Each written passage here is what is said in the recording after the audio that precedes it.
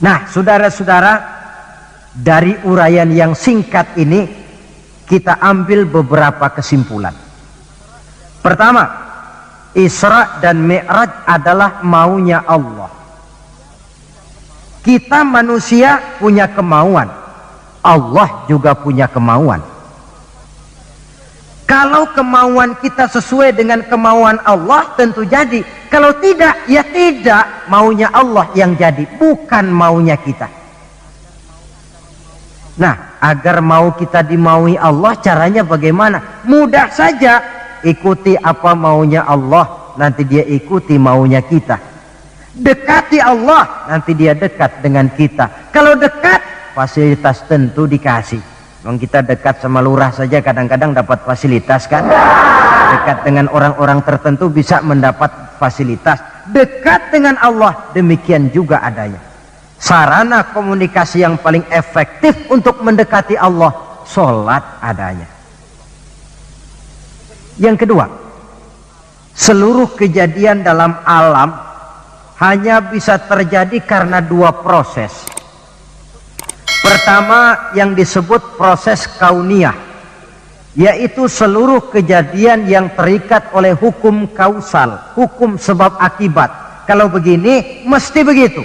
Kejadian seperti ini bisa diperhitungkan, dapat diperkirakan, dan bisa dianalisa. Tapi ada kejadian lain yang disebut proses rabbaniyah. Kejadian yang terjadi menurut apa maunya Allah dan tidak tunduk kepada manusia, kepada hukum kausal. Contoh, kalau ada anak kecil, logika kita akan lalu mikir, ini ada anak kecil, mesti ada bapaknya, mesti ada ibunya. Ibu bapak sebab, anak akibat, itu proses kausal. Tapi kalau Allah yang mau, tidak mesti. Nabi Adam, ibu tidak ada, bapak tidak ada, Allah mau jadi. Tidak bisa diselidiki secara eksat. Bagaimana ya proses terjadinya Nabi Adam secara antropologi budaya? Buntu. Nabi Isa, ibu ada, bapak tidak ada, Allah mau jadi. Tidak bisa diselidiki secara medis. Bagaimana ya menurut ilmu kedokteran? Kok Siti Maryam bisa hamil padahal dia tidak punya suami? Mukjizat. Maryam hamil tanpa suami, Allah yang mau.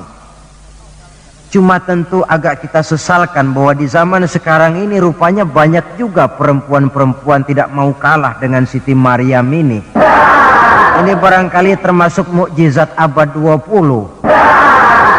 Saudara-saudara, otoritas intelektual perlu, tapi tidak bisa mentargetkan. Beberapa tahun yang lalu, Direktorat Vulkanologi itu sibuk mengawasi 2 buah gunung berapi yang dianggap bahaya kelas 1 dan setiap saat bisa meletus. Sore, pagi, siang, malam diawasi. Merapi di Jawa Tengah dan Anak Krakatau di Selat Sunda. Apa yang kemudian terjadi? Yang diawasi tenang-tenang saja. Yang tidak diawasi malah batuk-batuk, galunggung. Begitu galunggung meletus, komentar macam-macam. Kata Direktorat Vulkanologi, oh itu kan gejala alamiah, gejala alamiah.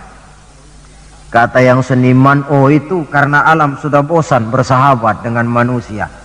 Macam-macamlah komentar. Tapi satu hal yang jelas, otoritas intelektual manusia itu harus sadar akan kelemahan keterbatasannya. Janganlah karena terlalu memuja otak sampai kita lupa kepada yang bikin otak. Sebab bagaimanapun jeniusnya otak manusia, yang bikin otak tentu lebih jenius lagi. Kita kagum dengan otak manusia, tapi kadang-kadang kita lupa dengan sang pembuat otak. Isra Mi'raj proses rabbaniyah, Allah yang mau, bukan Nabi Muhammad yang mau. Api, kalau menurut kita kan api itu panas membakar. Kalau menurut Allah tidak, api itu netral. Netral bagaimana? Terserah maunya Allah. Kalau dia mau api panas, ya panas. Kalau tidak, ya tidak. Panas dan tidaknya bukan untuk manusia, bukan untuk Allah tetapi untuk manusia.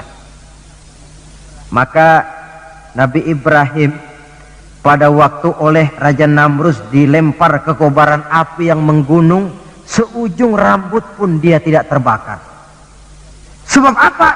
Ketika dia hampir jatuh ke dalam api, Allah berkata kepada api, ya naru kuni bardan wa salaman ala Ibrahim.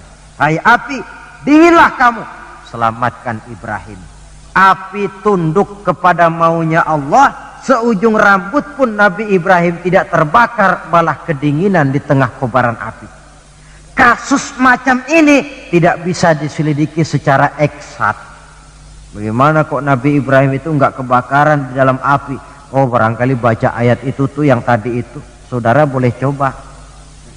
Bacalah ya narukuni bardan wasalaman alaya. Masuk saudara ke dalam api, insya Allah mateng. Kalau potongan kita, sebab yang kita mau itu belum tentu Allah mau. Kalau yang kita mau Allah mau, tentu jadi. Kalau tidak, tidak. Isra Mi'raj sekali lagi, peristiwa Rabbaniyah dan bukan peristiwa kauniyah.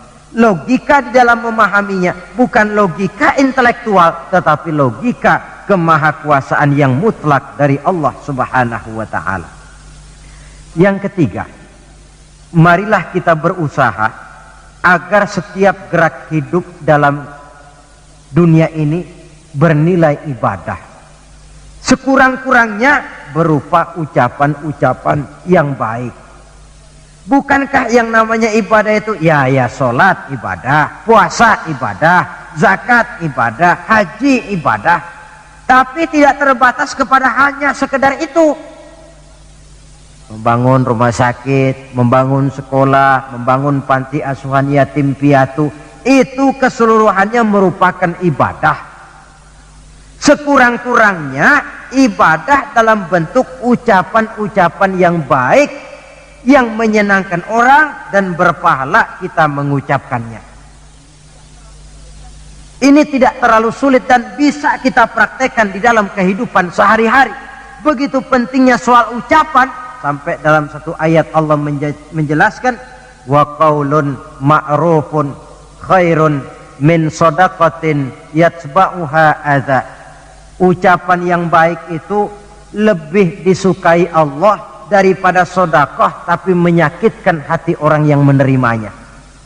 Sodakoh itu pahalanya besar tentu, tapi kalau menyakitkan hati orang yang menerima, lebih baik ngomong yang enak-enak sajalah.